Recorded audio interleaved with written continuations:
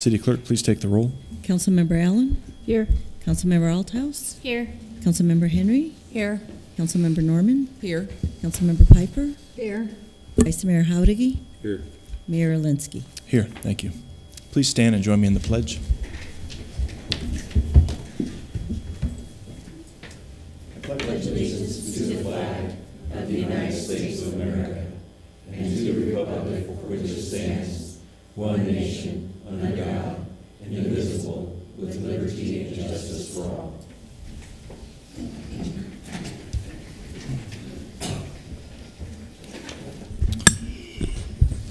Okay, next on the agenda is a brief summary of current events by mayor, city council, and/or city manager. The public body does not propose, discuss, deliberate, or take legal action on any matter brought up during the summary unless the specific matter is properly noticed for legal action. Are there any council members that have anything to report? I do. Please. I do. Many of the council members here present attended the intergovernmental meeting between several of the city councils, and it was held at the Yavapai County Annex. It was a great meeting. They provided a lot of information. Some of it will be in our packet today to address a few things, and it was very nice to see that big a participation. I mean, two of the towns, Sedona and Clark Camp Verde, actually had all but one of their council members in attendance. So that was pretty nice, and I hope we can beat them next time around, and we can have more of our council members in attendance. So it was a great meeting. Good. All right, anyone One else? more thing. One more. Sorry. I'm participating in the Arts Festival Committee that did the Art Festival last year, the first time in the city of Cottonwood, and we're doing it again next year. It's the day before Earth Day instead of Earth Day because it falls on a Sunday next year. But it's really exciting. They've got some great things planned, and I'll fill you in more when we get closer. Thank you. Good, thank you. Any other council members, please? We had a great Christmas parade. Thank everybody for coming and participating. Yeah. All right, does city staff have anything to share? Got a couple of things, Mayor. As far as the Christmas parade is concerned, congratulations to the winners. The grand prize theme was to the Cottonwood Public Library, their Teen Library Council. The judge's choice was Verde Valley Sanctuary. The Magic Award went to Verde Valley Rentals.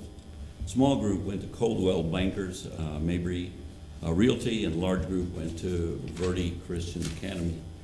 Also wanted to mention that the Santa will be for pictures from 5 to 7 p.m.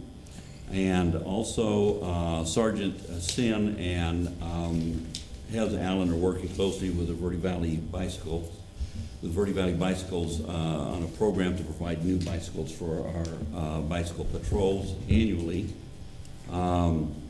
This will help complete one of our strategic initiatives, 2.2.12. The program will provide 4 bicycles at cost to the police department and are returned at the end of the year to be sold. The proceeds will go back into acquiring the following year's bicycles and so on. Verde Valley Bicycle will do all the maintenance on the bicycles, of course, at no cost. And the Bicycle Advisory Committee has provided $3,000 towards this program, and the Law Enforcement Heroes nonprofit has also contributed $1,800 toward this program. And then lastly, just a reminder, a strategic planning session is this coming Friday from 9 a.m. to 4 p.m. Thank you. Very good. Can I ask Rudy a question? Sure. What time is Shop with the Cop on Saturday? I don't have that information. Do you recall, Richard? No. Or what time does Santa get here Saturday? There it is. I believe Santa flies in at 8. Okay. I can forward that information to the council. Thank you. Thank you. So if Santa flies in at 8, I don't think the camera picked that up, but That's, yeah, Okay. Santa should fly into the airport at 8. Yeah. If that's different, I guess we'll Check our website. yeah, check the website. check, yeah. All right. I didn't get to see Santa last year. I want to see him helicopter in. You're a bad girl. Mr. Mayor, Council, if I may. So the schedule is officers and volunteers arrive at 6 a.m. at the police department. Briefing starts at 6:30. The children will arrive about 7:15 to 8 a.m. And from 8 to 8:45, the Kids will load up and then rendezvous at the airport at 9 a.m. Oh, 9? 9 a.m.? Yes. 9 a.m. Okay. Very good. Thank you for the clarification. Thank you very much. Thank you, Joe. Okay, up next we have two presentations. First is an update from the Bicycle Advisory Committee.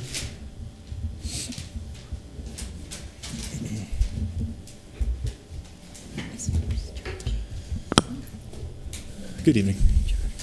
Good evening. Mayor, Council, Hezekiah Allen. I'm with the Bicycle Advisory Committee.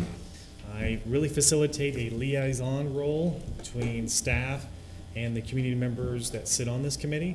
I've got Nancy Gottschalk and Heather Klomp-Harris with me today. They're passing out to you right now the new Bicycle Advisory Committee map. What's really neat is the intent has been to make a map that's user-friendly.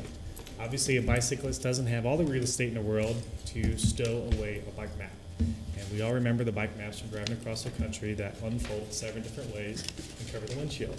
So these fold up into the size of basically a business card.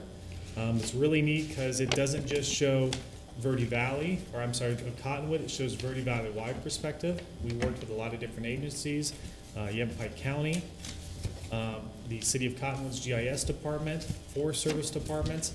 It shows both popular road routes as well as mountain bike routes.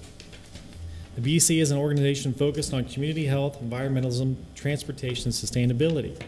The ultimate goal thus far has been to reach a silver status. There's still a lot to do with this program. As the bike map that we just presented, the cost total was $2,350 because of the sponsors we were able to procure for the map. The actual cost to the city was $250. We did 1,000 copies. So far, we've got them to a lot of the bike shops in the areas. We still need to get them to the chambers. In addition, Rudy kind of went over the public-private partnership that we helped facilitate between the police department and Verde Valley Bicycle Company. So that's going to be a great asset to be able to put officers on new bikes each year that are maintained and that are fitted to the officers each year. We are working on a bike corral project as well as the bike rack program. We're trying to work on some designs, still flush out some details when it comes to that, as well as bike lanes on 21689A. We are working on a bike exchange program in correlation with Bikes for Kids with the Verde Valley Cyclist Coalition. Currently, we're storing bikes at the youth center right now to help them with that program. Also, the youth center kids are able to have access to those bikes during the program, which is an excellent. The benefits to a multimodal community are just not above the pavement, but below, as vitality is expressed in many ways, economically, sustainably, health and wellness, and generationally. Nancy, Heather, do you guys have anything? Thank you. All right. Good evening. My name is Heather Klomp-Harris. I have been a member of the Bicycle Advisory Committee for 5 years now, and I work for Yavapai County. Our role with the county is we work a lot with youth in the area as far as bike education. We put on bike rodeos, walk and bike to school days. So that's very exciting. And then Nancy Gottschalk works very diligently and has had a lot of success in our ordinance passing. So we are very appreciative of her. And I just have to say that I'm very impressed with the City of Cottonwood and your movement as far as healthier communities, multimodal, just putting that as in your thought process, because it's so important for the growth of a community and getting people around, whether it be walking, biking, or in vehicles. So thank you very much. Thank you. Thank you. Mayor, Council, any questions? That's our update on the BAC. Questions from council? I had a question. Go ahead. No, I was just saying that's awesome. Yeah, I think these are a big hit. I'm happy to see these. Has a design been finalized for the proposed bike rack in front of the Osteria in Old Town? So, Councilwoman Henry, the bike corral design, so we're working with Mingus Union High School's welding department, which is a student-led directive. So The student that's come up with the design, we had to go back to him after we went through the TUP process because there was some design changes that needed to be done. Being the summertime, it kind of put us off a little bit until students were back into school. In addition to that, we're working with Chris Vernosky, a local architect, to take that design developed by the student to pass it through a local architect, make sure design standards, ADA issues, and everything are compliant. And then we'll be bringing it back to the council, I'm sure, to present the final draft after we go through the TUP process. But we have solicited most of the businesses in Old Town, and I think we found a solid location in front of Merkin Vineyard. Great. Thank you. Any other questions? No. When do we get to reapply for silver status? So from my understanding, it's every year we can submit an application, I believe in a February time period. Okay. We're not ready yet? I wouldn't say we're ready yet. Yeah. Okay. We're moving in the right direction. Exactly. Okay, very good. Yes. We've already got snowbirds asking for these maps, so if you can get us some at the chamber, that would be great. That's great. Yeah, these look great. Good work. Thank you. Very nice. Okay. Thank you very much for the presentation. Next is a review of the 2017 Thunder Valley Rally event. Hezekiah, that's you as well? Yep. Okay.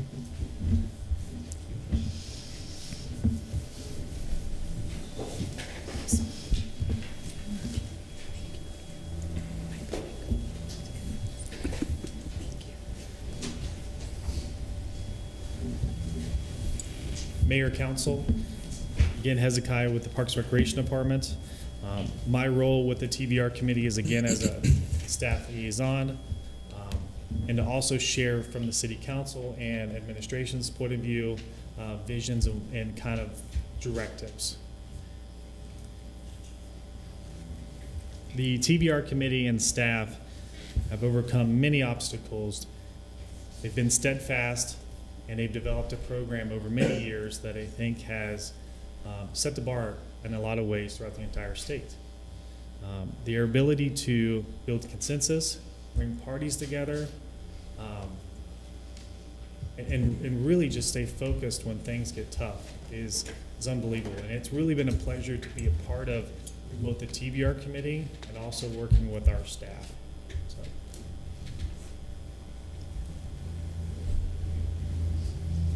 The Thunder Valley Rally Committee, and it's pretty interesting that most of our committee members have been with us since the beginning, about 4 years ago, when we developed this model. Becca's with Main Stage, Terrence Pratt, Randy Garrison, Dennis Parks, Kyle Rose, Mitch Levy, who's in the crowd tonight, Robert Molman, Karen Vanetti, Rose Ortiz, who's also with us tonight, Terry Payne. He's back there.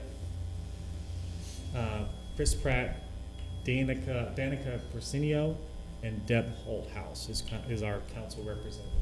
In addition to that, we've also created the TVR ad hoc members that are a part of our email chain, which is to develop Verde Valley-wide communications. So the fairgrounds, some local businesses, fire chief, Commander McCooch, the chief and Jerome, and Colleen Gilboy with the Verde Valley Fairgrounds. Each year, the first thing we do after we get done making our recap presentation to council is we sit down to develop our goals and objectives for the following year. So with that in mind, this year we decided upon these goals and objectives: grow attendance by 20%, obtain additional large-scale sponsors by 20%. We also try to put numbers to them so there's some validity to them. We have some way at the end of the year to measure our goals to see if we are successful or not.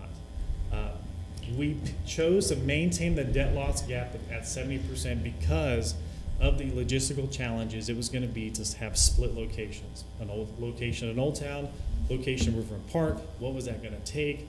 We had not done anything like this before, so we felt it wouldn't be advantageous to set a goal that was too high. So we can just maintain where we were last year and get through this next year and learn as much as we can. Diversify programs, provide opportunities for local businesses to garner additional foot traffic. So these are the goals that we set. Later on in the presentation, I'll kind of break down the numbers, and you can see if we met the goal, if we didn't meet the goal, and so on and so on.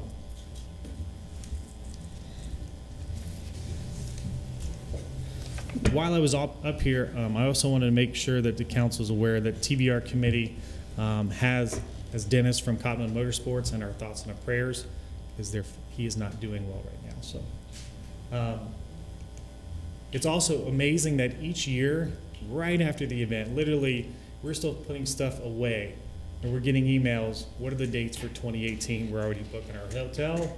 We're already getting with Dead Horse Ranch State Park to book our camp spots for 2018.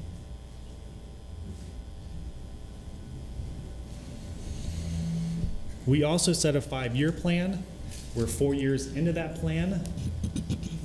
You'll be able to see empirically through this presentation where we're at on our 5-year plan. For example, attendance of 15 to 20,000 to continue to grow in regards of traffic driving national acts, attractive national vendors and sponsors, and inspire Thunder Valley Rally to be a nationally recognized event, branding Verde Valley as a destination.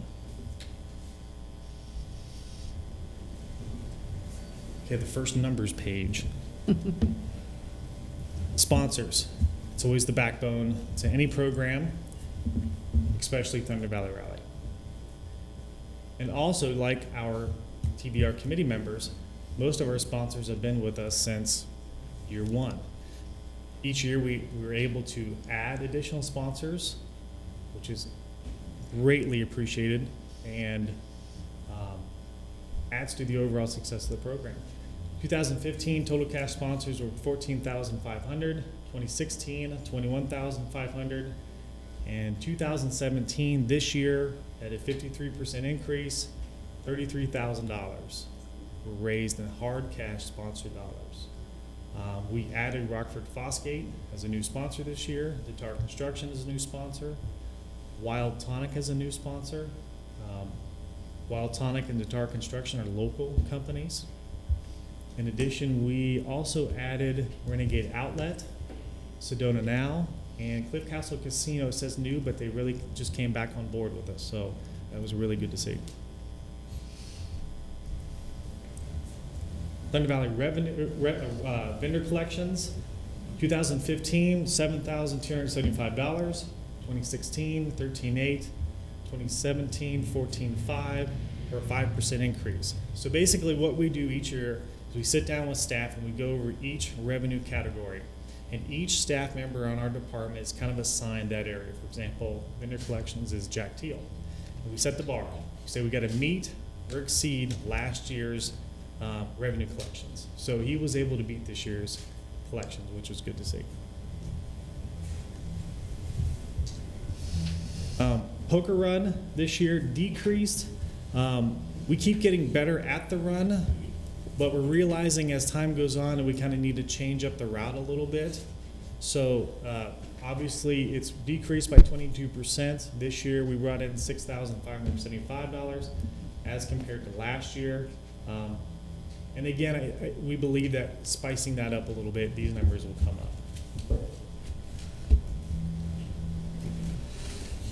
Merch sales, we increased $11,900.50 for a 13% increase this year. It's really impressive when you think about 2 locations, the staffing that it requires for 2 locations in Old Town versus Riverfront Park, and the hours. So kudos go out to Lorinda for this one.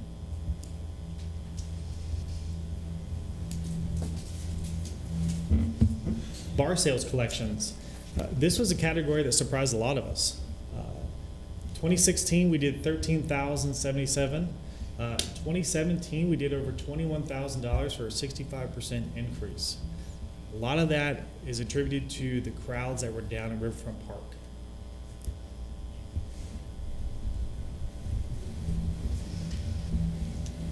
Weekend passes in 2016 was the first time we had introduced a fee structure.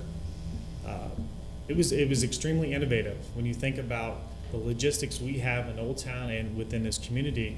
And for staff to be able to, and TBR committee to be able to pull it off like they did in 2016 was impressive. And then you take into account 2017 with split venues, and the number rose dramatically, and it was extremely fluid. A lot of credit also goes to the Maine Youth Union High School, their wrestling program and their sports programs for their coordination and help with this. And we saw a 37% increase.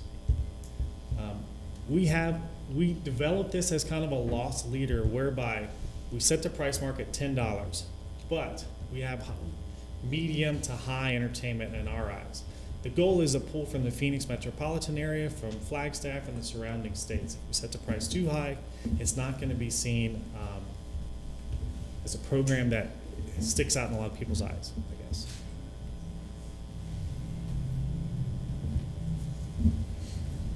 Charity split.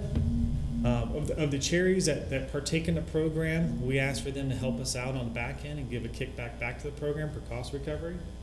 2016 was the first time we had done this. We brought in $2,800 ballpark, and then 2017, $2,711.13, a 5% decrease. You'll see later on the charities made slightly less this year, so it's reflected in these numbers. Parking and camping. So we knew that for our model, we didn't necessarily want to extremely raise, weekend passes or really pinch our sponsors or raise other revenue sources. We needed to diversify our revenue sources. So we added camping and parking this year because we have the riverfront venue to take advantage of. We brought in $5,090 in camping and $5,034 in parking. The Mingus Wrestling program parked over 1,000 cars in a day and a half at Riverfront Park, which is really impressive.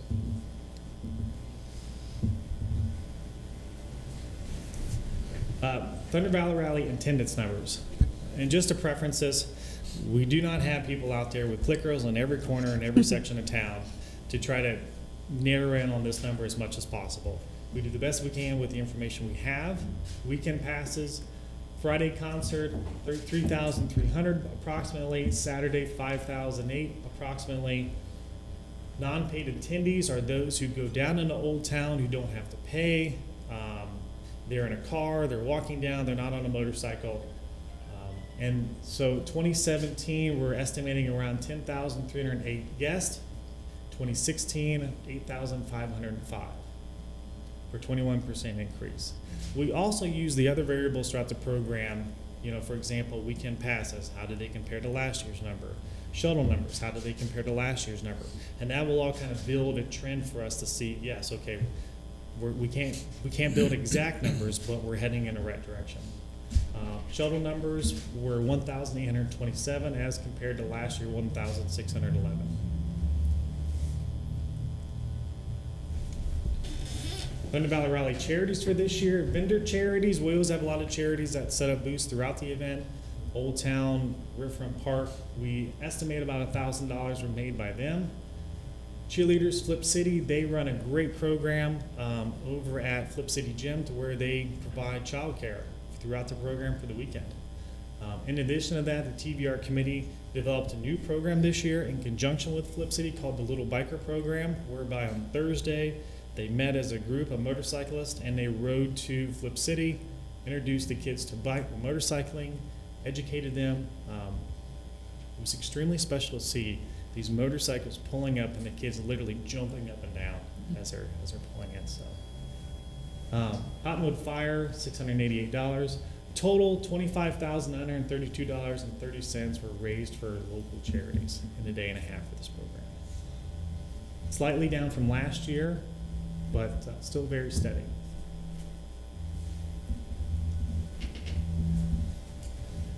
Okay, Thunder Valley Rally finances, the big picture, cost recovery investment numbers.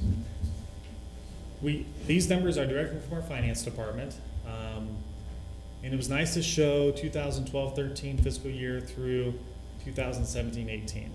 This also includes the years where we had promoters that we were working with.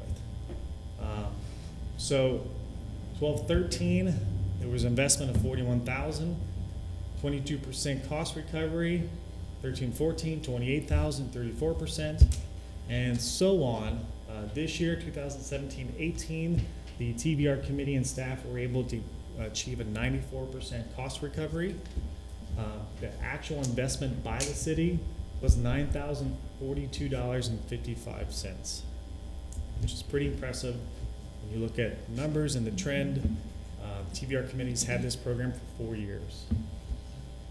And then the benefit cost analysis, estimated sales tax, that's an extremely estimated number. Ballpark 40,000, there's our revenues, there's what the charities brought in, there's our cost. So the program has a positive cost, benefit cost analysis number of about $56,000.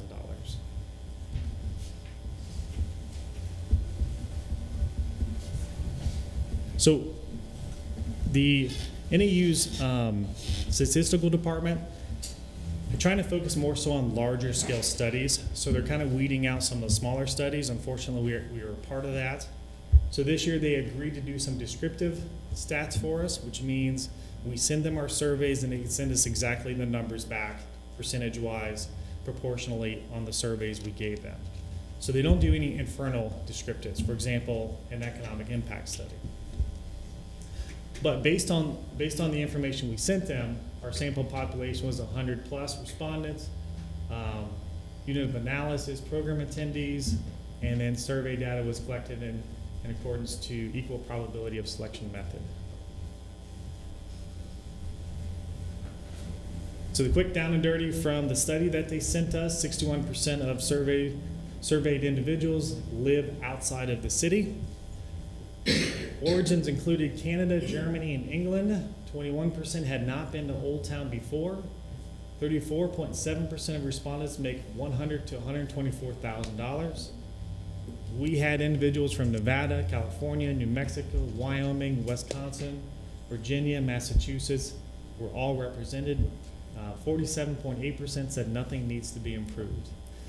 It's really interesting, and I feel like I need to explain this a little more to council, that because of the style of this study, these numbers are really based on the 100 or so people that we got surveys from. So we actually surveyed people from Nevada, California, New Mexico, Wyoming, Wisconsin, and individuals from Canada, Germany, and England. We spoke to those people. We couldn't report that information on the survey unless we had not.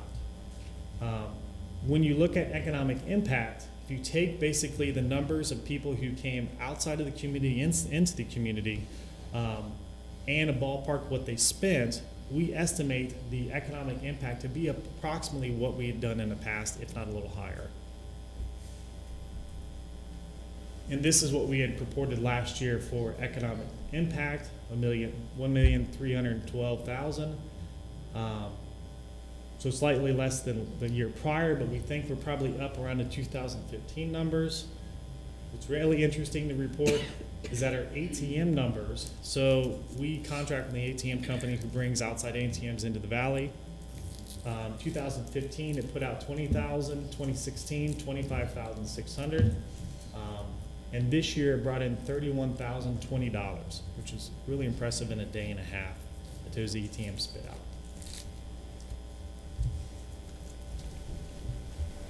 That's the end of the report. And again, I just want to thank the TBR committee and staff. Also, very notable to mention is that this year's TBR Ambassador Award went to Richard Faust. He's been a longtime supporter of the event and has given a lot of counseling, mostly to myself. So, thank you. Any questions? Any questions from council? No. Okay. Thank you for your presentation. All right, up next is call to the public. This portion of the agenda is set aside for the public to address the council regarding an item that is not listed on the agenda for discussion. However, the council cannot engage in discussion regarding any item that is not officially listed on the agenda for discussion and or action. Is there anybody in the public that wishes to address the council tonight? No? Okay. We'll close the floor and move on to the consent agenda. We have two items tonight on the consent agenda. Item one is new liquor license application submitted by Rochan S. Goswami, agent for Cottonwood 76, located at 1475 South Highway 260. Number two is application for extension of premises patio permit submitted by Brian Webb, licensee for the State Bar located at 1048 North Main Street for the second Saturday Art Walk scheduled for December 9, 2017. Is there an item that council would like pulled from the consent agenda? Oh, okay. Do I hear a motion? I move to pay the consent agenda as written. Second. Okay, so we have a motion by Councilmember Allen and a second by Althouse. All in favor? Aye. Aye. Any opposed? Okay, consent agenda is approved. We move on then to new business, and item 1 is interview of applicants for the Historic Preservation Commission. So I'll give a brief background on how this works, and then I will have to step down to recuse myself on this item. But essentially, as council is aware, but for the benefit of the public, we have changed up the way that we appoint members to our commissions, and we now have kind of a bifurcated process where a selection committee will go and review the applicants and score them on a blind matrix, submit that to Human Resources. Council will then conduct a public interview of the applicants, again scoring the applicants, submit that to Human Resources. We combine those totals, and that's really what informs us on who the best applicant is for the whatever commission is open at the time. So because I'm the chair of the Historic Preservation Commission, I'm able to score the applicants on a blind matrix, but for the public process, I need to step down. So we'll have the vice chair, vice mayor, excuse me, step in to fill in. Thank you. Thank you. And I'm part of the committee, so I'll have to step down also. I'm sorry, I forgot to mention that. I'll join you. Anybody else want to step down? Okay. All right. Go Good ahead. evening, Council. We currently have 2 open seats at the in the Historic Preservation Commission. We had 3 applications received for this position. Only 2 out of the 3 applicants could make it tonight, so you'll only be interviewing 2 applicants tonight. Currently, we have the 3rd applicant scheduled to come to the work session next week. However, I'm not sure if we will end up having it if we don't have enough other items, so it may be pushed back further. However, 2 out of the 3 are here tonight. The criteria for this board, or this commission, is that 5 out of the 7 must be residents within the city of Cottonwood limits, and 2 don't need to be, but would still have to have an interest in the field. Our current members on the board all reside within the city of Cottonwood, so neither of the 2 positions that are going to be filled would have to be filled by someone living within the incorporated limits, sorry. And then the other criteria of having professional experience in the area are also fulfilled. So neither of the 2 minimum criterias need to be filled for this position. So with that being said, we have our 2 applicants here for you to interview tonight. Thank you. You're welcome. Okay, we'll get started here with Mr. Paul Anderson. Good evening. Good evening. Vice I'm going to Mayor, read the council members. questions to you, and then you'll get time to respond. Okay, sir? Thank you. Okay, question number 1 is, please tell us why you wish to serve on this board. Is it a board or commission? It's commission. In this commission, I'm sorry. Yeah, thank you. I've heard the word passion used in the past when I've been at meetings. I, in fact, do have some passion regarding history. I taught history in public schools in California for about 100 years, it seemed. And let me interrupt myself. As I was driving down here tonight, I noticed a lot of red lights on houses. And I thought maybe I was in a time warp going through Jerome. History, you know, I know some history about Jerome. Point being,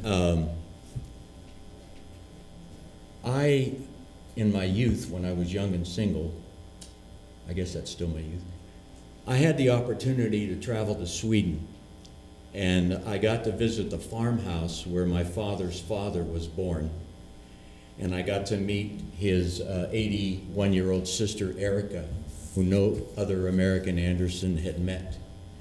And that was part of my need to hang on to my history and preserve it. And it was a valuable opportunity for me. I lived there almost a year, as a matter of fact. And point being, I've always had some strong interest in preserving history. I also think I'm intelligent and not only having passion for this situation, but I'm compassionate. And I like to hear both sides of the story. And I was getting ready to come here tonight, and I came across some information I had purchased a few years ago on learning the language of the Navajo, which was very naive on my part. It's an amazingly difficult language from my point of view.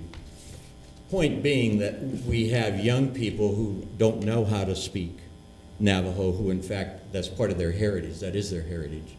And so I think it's important that we keep things that are valuable to Cottonwood in the limelight so that more of our community can appreciate who we are and where we come from. Pretty much answered that, I hope. Very good, thank you. Thank you. Second question is, what are your specific qualifications for this commission?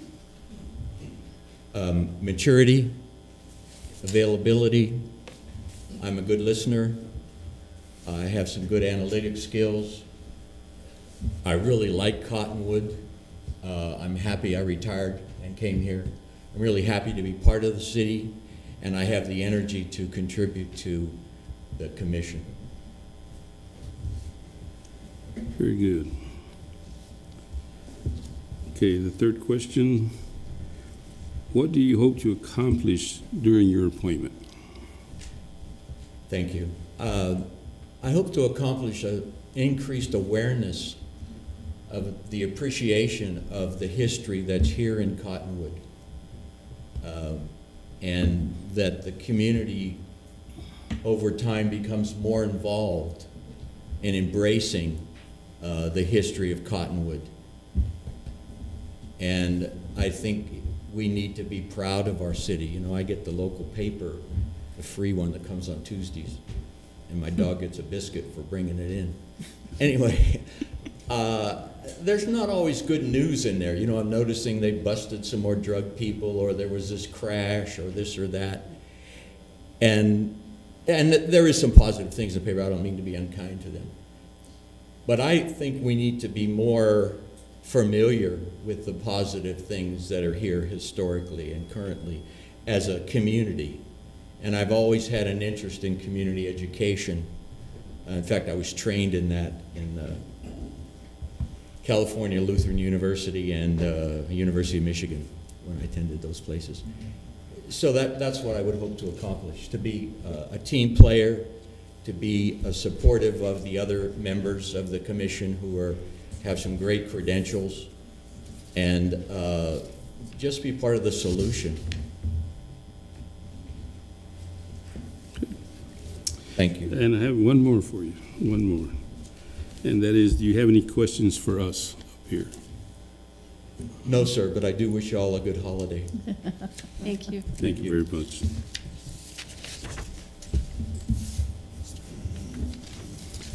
Okay. We're ready to move on. We'll have Mr. Jacob Mickle.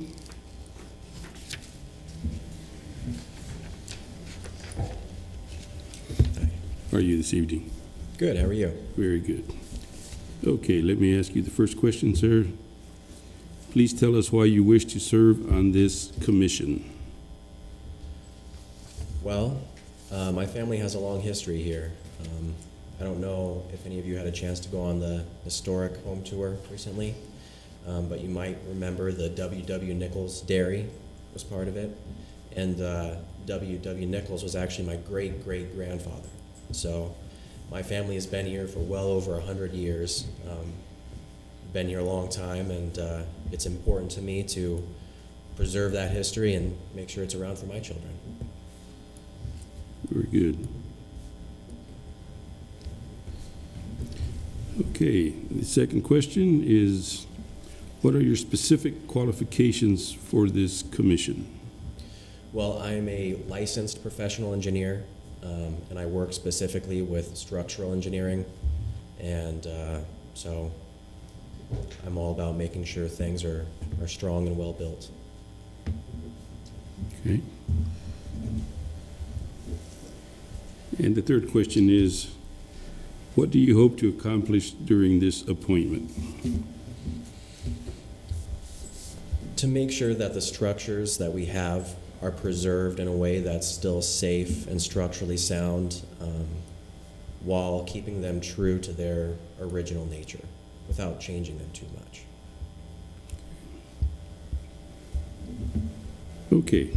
And once again, do you have any questions for us? I do not.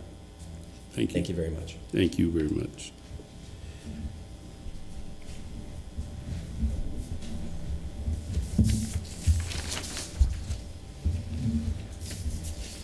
Okay.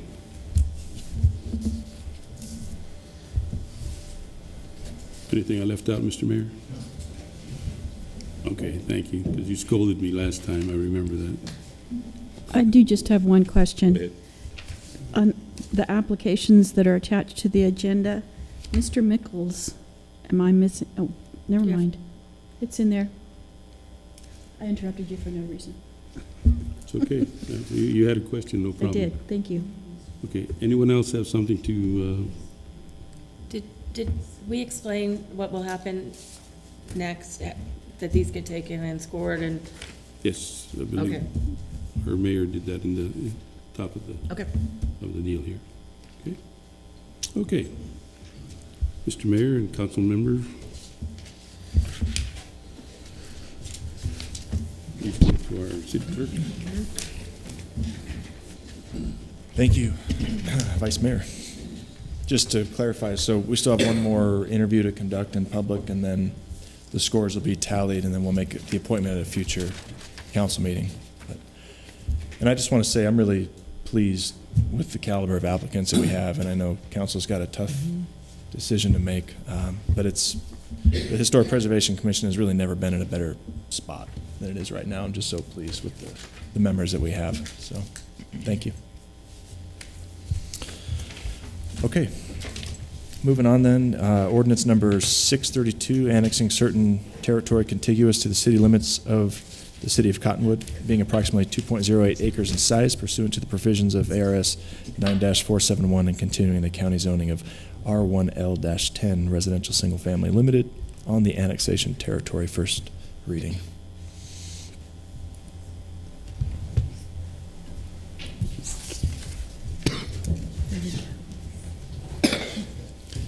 Evening. Thank you, Mr. Mayor, Council. Scott Ellis with the Community Development Department. We have an annexation request. The county approached us a couple years ago with an issue that they found regarding the boundary between the city and the county on 13 properties that straddle Verde Village Unit 8. Some of the parcels are in the counties, some of them are half in the city. The location is here. This is Fur coming off 260 down this way. It's kind of towards the southwest part of the city here.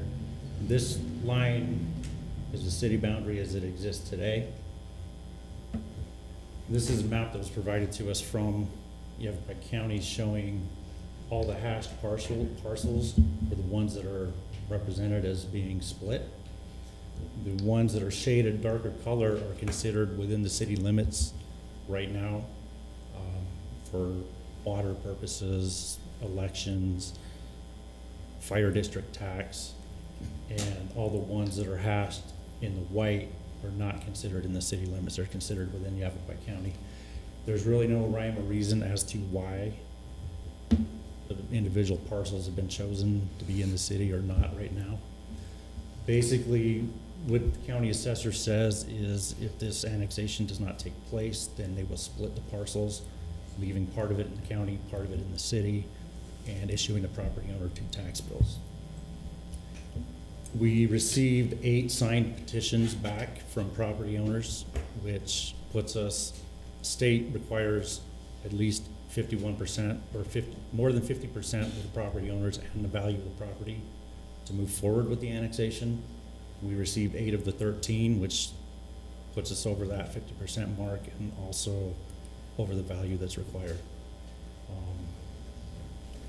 This again, shows where the city boundary is right now. When this was platted back in 1971, it went to the Board of Supervisors for the county and also the City Council for Cottonwood. And it was missed, or nobody spoke up about it, but it was allowed to be platted like this, and that's why it is the way it is today. If the annexation moves forward, again, this is the city boundary as it sits today. The new one would come and basically be a sawtooth kind of boundary encompassing all these parcels, which would then be within the city limits. Okay. Any questions? Questions from council? If someone in the county wanted in on this annexation, what would they have to do? We're looking at this one as basically a boundary fix, and we had contemplated that early on, trying to see if we should go after other properties that might be interested, but for what this is and the reason that it is, we decided that only the 13 properties right now would be the best solution to get this fixed, so it doesn't throw off any of the valuations or anything like that. But if somebody wanted to be annexed, they need to come to us and request it. Okay, so the homeowner, the property owner has to request Yes. the annexation? Yes. Okay. It's just interesting because I'm looking there at the middle with that one property. This one here? Yeah, that's the one that to me stood out the most. Yeah, and that's, like I said, we contemplated if we should try to include that or try not to, but we wanted to get this issue fixed. Sure. That's understandable. So it wasn't, Okay. so, yeah, if they approached us, then we could look at it. Okay. Thank you. Explain to me, if you would, too, about the septic tanks in the area, and are they not required then to connect to city sewer? No, and I verified that with the utility manager this afternoon. Okay. Because of the situation and what has happened, if sewer connection is available and they want to connect, they can. Those that are on septic can remain on septic indefinitely. Mm-hmm. Okay. And is that the case if other folks want to annex in, as the vice mayor said? That would be something staff would have to look at and discuss as to what kind of requirements that would entail, but because this is kind of a boundary fix, they're letting it be as is. If somebody were to come and want to be annexed, they would probably have to meet all of whatever's required as far as sewer, city connections, and anything like that. Okay. It's my understanding that it may be triggered only if the house is sold after they're annexed, not just because they annex. But they're currently, those homeowners are currently paying water and sewer to the city, or just water? I believe the ones that are not connected to the sewer are not paying sewer. But they will once they are annexed? No. They will not? No, and that was a discussion that was had early on as well. Okay. Make sure that they're not paying for something that they're not getting. Okay. Unless they connect to our sewer. Unless they connect. Unless yes. they connect, okay. And then would they, when they go to connect, would they need to pay a connection fee at that time? Yes, they would They pay would the need to. connection fees and. Okay. Okay, thank you. Any other questions from council? No. Any further discussion? This is the first reading. I think this seems to make a lot of sense, and I certainly hope it's a friendly annexation. Seems like it is. Is what? Seems like it is. I'm sorry, I didn't hear the first. I said I certainly hope that it is a friendly annexation.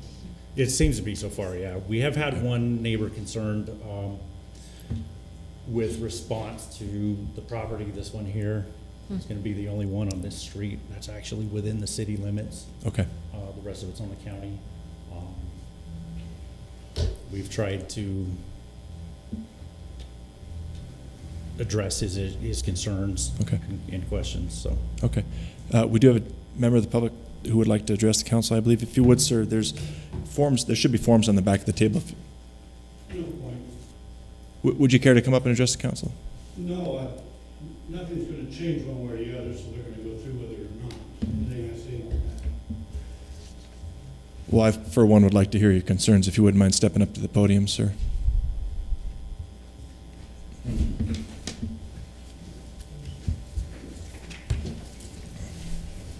In Wayne Peck, my wife Pamela Peck, we're out of the property at 406-50179 right up there. Okay. The concerns are what we addressed before at the city council meeting previously, before you were elected mayor. I believe you were here. And I have the same concerns, but didn't want to be part of it, still don't want to be part of it, not interested in being part of it, didn't ask to be part of it, and could care not to be part of it. But it fundamentally won't change my life. Okay. So the only concern I do have is the one comment I heard tonight, which was on account of selling the property, will then somebody have to connect to the sewer, although there is no sewer available to my property. So I don't know why that would be necessary. I think the clarification is once sewer is made available there. If it's made available, that's different. Yeah. But then everybody there is going to have to connect. Correct. And I can understand that. Yeah, I think But in other your than that- situation, because you're on the corner there of Ocotillo. Yeah, I'm not in the city, so Certainly. it isn't my side of the community. Mm-hmm. Other than that, I really don't have an objection being in the city, but I don't really fit there. Right. So, and it's only 7% of my property. I understand. But I can write it out, it's fine. Okay. And now you get to vote for us. I could also be a thorn in your side, could now be in the We're city. not. So remember that. Or I could even go for up there, so. That's right. You That's never right. know. I got nothing better to do, I'm retired too. You bet. Do it. Yeah. We'll see. Okay. Well, thank you for speaking to council. Appreciate it. Thank you. All right. Any further discussion, council? Okay. Then we'll have the clerk please read ordinance number 632 by title only. Ordinance number 632, an ordinance of the mayor and city council of the city of Cottonwood, Yavapai County, Arizona, annexing certain territory contiguous to the city limits of the city of Cottonwood, being approximately 2.08 acres in size, pursuant to the provisions of ARS 9-471, and continuing the county zoning of R1L10, residential single-family limited, on the annexation territory. Mr. Mayor. Okay, thank you. Next up is resolution number 2920, approving a policy to provide appropriate levels of infrastructure and services to approximately 13 properties proposed to be annexed by the city of Cottonwood under ordinance number 632. Continuation, I think, of our discussion. Yeah, thank you again, Mr. Mayor, Council. This is kind of more of a housekeeping item for the annexation. It's required by state law again to develop a 10-year infrastructure plan with an annexation. This basically says that water is available from the city, sewer when it becomes available, police and fire services, and all of those city services are available to these residents, which pretty much are existing right now as it sits. So, But now, in the event of, again, 406-50179 and the others that are on those inside circles, how do we have a 10-year plan to bring sewer down those streets for them to connect? if they were to ever annex, I'm sure it would be part of that, but since those remain in the county, since the rest of these here remain in the county, then there's no reason that sewer is going to service the county residents. They'll remain on septic until and if that ever happens. I believe the sewer line in somewhere right around here, may come down here, is a little bit right in here somewhere. I guess I just want to make sure that we're not creating the expectation that in 10 years they can connect. No. Okay. Any questions from council? No. Okay, do I hear a motion? I move to approve Resolution 2920. Second.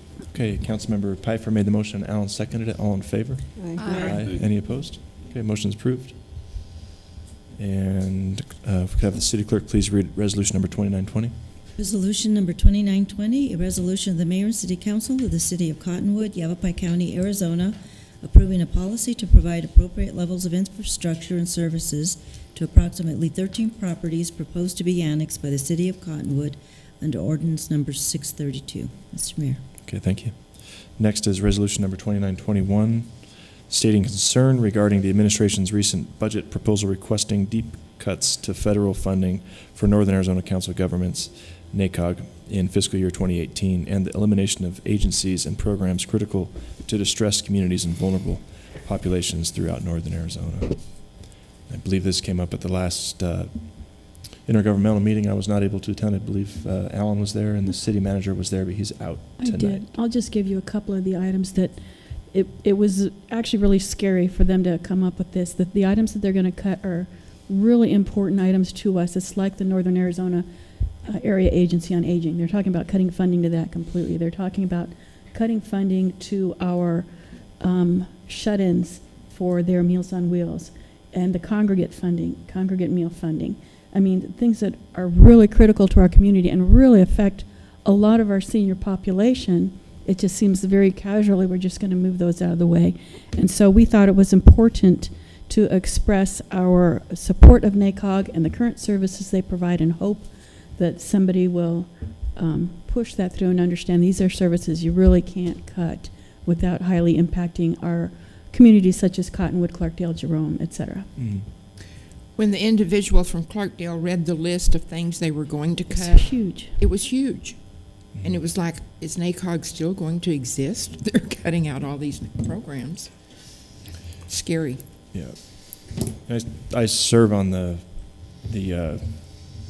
executive committee for NACOG on behalf of the council. This has been on their radar for a while. There's been a lot of uncertainty with the new administration, so I'm glad to see that they're bringing this forward, and I see no reason why we wouldn't sign on to this resolution. Okay. Want a motion? Sure. I move to approve Resolution 2921, requesting that the federal government continue to fund NACOG. Second. Okay, we have a motion by Councilmember Althouse and second by Councilmember Norman. All in favor? Aye. Any opposed? Okay. Deputy Clerk, please read Resolution number 2921, please. Resolution number 2921, a resolution of the Mayor and City Council of the City of Cottonwood, Yavapai County, Arizona, stating regarding the administration's recent budget proposal requesting deep cuts to federal funding for Northern Arizona Council of Governments in fiscal year 2018 and the elimination of agencies and programs critical to distressed communities and vulnerable populations throughout Northern Arizona. Mr. Mayor. Thank you. Okay, up next, item 5, pursuant to Arizona Revised Statutes, section 38-431.03.A.3 and/or A.4, the council may vote to convene an executive session to receive legal advice, consider its position, and instruct its representatives regarding a contract claim from Air Curtain Contracting, LLC. Steve, did you want to provide a little background on this before we make a motion? You want to move to executive? We certainly could. There was a, earlier this year, Mayor and Council, we had a brush burning contractor come in by purchase order, and the contract, the job didn't go that well, and they did not complete the job. And what we want to discuss in executive session is a proposed resolution to a difference of opinion regarding what the contractor is owed for the amount of work they did do. Okay. Then when we come back from executive session, the next item is possible approval of a proposed settlement, just for the members of the public who are here tonight. So, okay, then I'll move that we resolve into executive session. Second. Okay, Mayor made the motion. Councilmember Piper seconded it. All in favor? Aye. Aye. Any opposed? Okay.